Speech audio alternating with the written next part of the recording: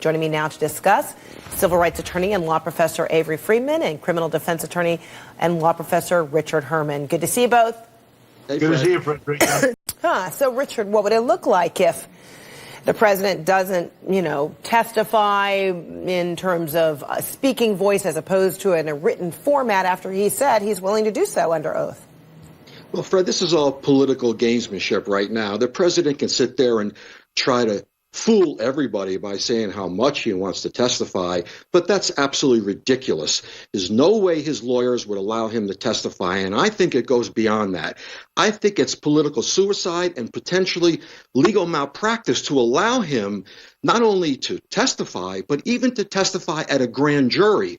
He has to avail himself of his Fifth Amendment privilege and of executive privilege. That's what's going to happen here, Fred. He's going to get subpoenaed before a grand jury, and he's going to be compelled to appear before a grand jury and answer questions under oath. And when he does that, he must take the Fifth Amendment or executive privilege, and then we'll have a constitutional crisis, and we'll see where that goes, because the courts are not clear on how the end game there.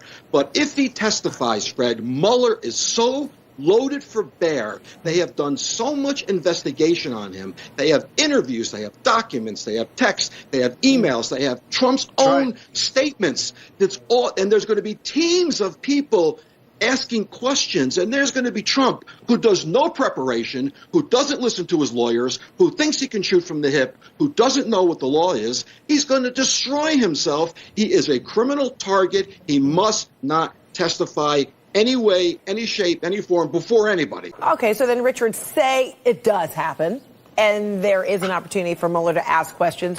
What would be the questions, if you were Mueller, to ask? Well, Fred, did you direct Mueller to be fired? That's question number one. If he says yes to that, that's obstruction. If he says no to that, that's perjury.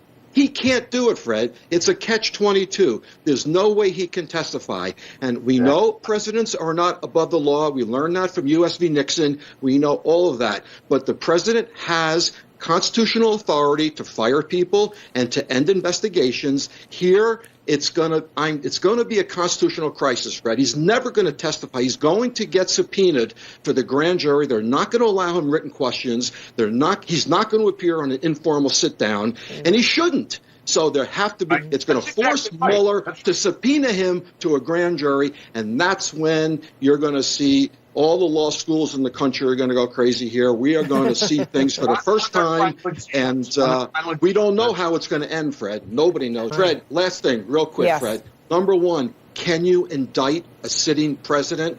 That's a question up in the air. And number two, remember, Fred, remember, in order to draft articles of impeachment in the House, you need a majority vote to do that. Mm-hmm. And in order to convict in the Senate, you need a two-thirds vote. They're never going to get that.